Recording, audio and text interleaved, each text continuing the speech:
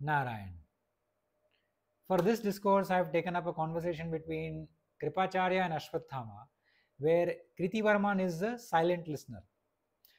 After the fall of Duryodhan, who was lying prostrate on the Kurukshetra field, almost half dead, crying, bleeding, broken, defeated, this trio, Kripacharya, Kritivarman and Ashwathama, they come and meet him, greet him, and then immediately vanishes to the east. They hide themselves in one of the forests in the east out of fear of the Pandavas, who are now shouting slogans of victory.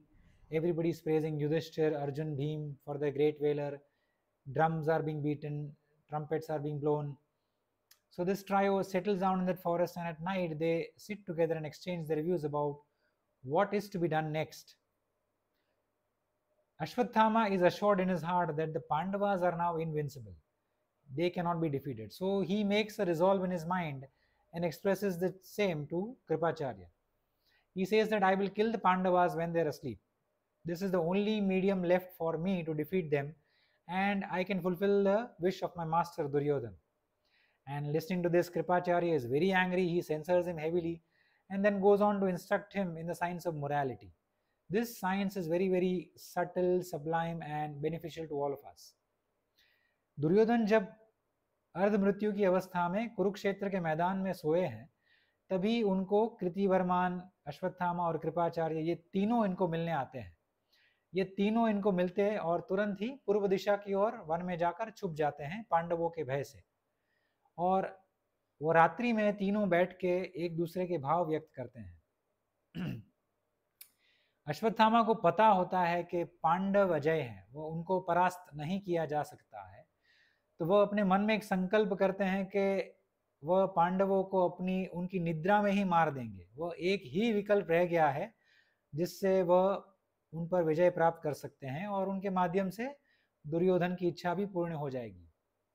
तो ये कृपाचार्य को व्यक्त करते हैं और कृपाचार्य तुरंत ही क्रोधित हो उठते हैं, उन्हें दंडित करते हैं और आगे जाके उनको धर्म का सूक्ष्म ज्ञान देते हैं, जो हमारे आपके लिए बहुत ही अनिवार्य है. वह कहते हैं कि प्रारब्ध और कर्म, इन दोनों के सामंजस्य से ही हमें सब कुछ प्राप्त होता है, सफलता और असफलता दोनों.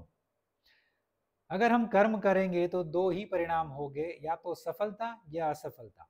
अगर हम कर्म करेंगे ही नहीं तो एक ही परिणाम होगा, असफलता. तो कृपाचार्य ने यहाँ पे कर्म की अनिवार्यता स्थापित कर दी. कर्म अनिवार्य है. प्रारब्ध अनुकूल या प्रतिकूल हो सकता है. कृपाचार्य कहते हैं कि अनुकूल प्रारब्ध को कर्म के माध्यम से ही हमें फल देने होते हैं और कर्म को भी अनुकूल प्रारब्ध के माध्यम से ही हमें फल देने होते हैं. तो वो कहते हैं कि अनुकूल प्रारब्ध है और हम कर्म नहीं करते हैं तो हम असफल होंगे, और अगर अनुकूल प्रारब्ध नहीं है तो हम कर्म करते हैं तो भी हम असफल होंगे. तो ये जो सामंजस्य की बात कही है वह बहुत ही सूक्ष्म है. वह कहते हैं कि वह मनुष्य जो पूर्ण रूप से प्रारब्ध के अधीन है और कर्म का आलंबन नहीं लेता है, वह अज्ञानी है. और प्रारब्ध क्या है? प्रारब्ध है वो पूर्व जन्मों के कर्म ही है. वह आगे जाके दुर्योधन के माध्यम से अश्वत्थामा को चेतावनी देते हैं. वह कहते हैं कि दुर्योधन का भी एक संकल्प था, युद्ध जीतना, और उनको भीष्म पितामह ने समझाया, विदुर जी ने समझाया, परशुराम जी ने समझाया, श्री कृष्ण भगवान ने समझाया, नारद मुनि ने भी समझाया और कई ऋषियों ने समझाया, मगर वह नहीं माने. उन सभी ने कहा कि अर्जुन और कृष्ण स्वयं नर नारायण के अवतार हैं. उन सभी ने नर नारायण की कथा भी कही, मगर उन्होंने नहीं मानी. दुर्योधन ने दुशासन, शकुनी और कर्ण का आलंबन लिया. उन्होंने अधर्म का आश्रय लिया. भीष्म, विदुर, ये सब धर्म के ही प्रतीक है. तो दुर्योधन ने धर्म का आश्रय नहीं लिया और अधर्म का आश्रय लिया और उनका संकल्प पूरा करने का प्रयास किया, और उनका ये हाल है. तो कृपाचार्य ने दुर्योधन के माध्यम से अश्वत्थामा को चेतावनी दी है कि आपके मन में जो संकल्प आया है कि आप निद्रा की अवस्था में पांडवों को मारने वाले हैं, तो आप सफल हो सकते हैं, असफल भी हो सकते हैं, मगर आपकी सफलता का आधार केवल आपका कर्म नहीं होगा, आपका भाग्य, आपका प्रारब्ध भी उसमें भाग बजोएगा। और दुर्योधन के माध्यम से उनको कहा कि अगर आप धर्म का आलंबन लेते हैं तो आप कदाचित सफल होएंगे, अगर अधर्म का आलंबन लेंगे तो आपका हाल कदाचित दुर्योधन जैसा हो सकता है। तो कृपाचार्य ने सूक्ष्म रूप से अश्वत्थामा को चेतावनी दी, ज्ञान भी दिया और हमें भी ये संदेश दिया कि हम सभी को कर्म और प्रारब्ध दोनों के सामंजस्य से सब कुछ प्राप्त करना है। और ऋषि मार्कंडेय से हमें ये सीखना है, सत्यवान और सावित्री की कथा से हमें सीखना है कि हमको प्रतिकूल प्रारब्ध अनुकूल में कैसे परिवर्तित करना है, वो है धर्म।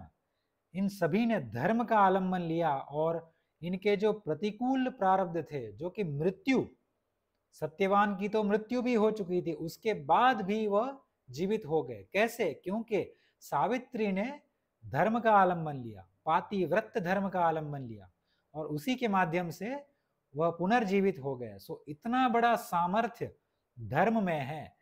तो कृपाचार्य ने यह भी संदेश दिया है कि हम सभी अगर हमारे वर्णाश्रम की सीमा में रहते हुए कोई भी शुभ कार्य आरंभ करें, उसके पहले हम ऋषियों का, देवताओं का आशीर्वाद ले, तो हम कदाचित असफल कभी ना हो, हमारा मंगल ही मंगल हो और हम सफल ही हो। ये हमें आश्वस्त किया है कृपाचार्य ने।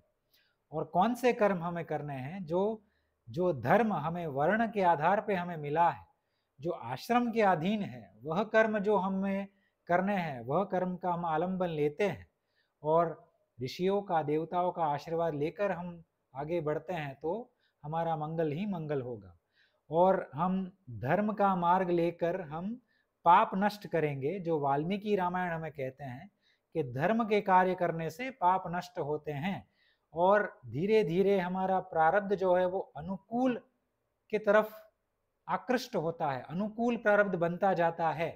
तो हम धर्म के माध्यम पे चलेंगे, आरंभ में भले ही प्रतिकूल प्रारब्ध हो, मगर धीरे धीरे धीरे धीरे वह प्रारब्ध अनुकूल में परिवर्तित हो जाता है और वह आगे जाके एक विशाल वृक्ष की तरह हमें अनुकूल फल ही देता है, जो हमारी इच्छा को पूर्ण करने वाले हो। तो ये सूक्ष्म ज्ञान कृपाचार्य ने अश्वत्थामा के माध्यम से हम सबको दिया है। I end up here. If you're interested in such abstruse knowledge, I request you to consider subscribing to my channel. If not, I would definitely advise you, suggest you to follow and subscribe Govardhan Mutt on YouTube. Govardhan मठ जो YouTube के channel है, उनको subscribe और follow करना ना भूलें, क्योंकि वहीं पर आपको संपूर्ण ज्ञान मिलेगा और उसको आप सुनेंगे और जो भी वो कहते हैं वो अपने जीवन में चरितार्थ करेंगे, आपका कल्याण निश्चित है। शिव शंकर प्रलयंकर।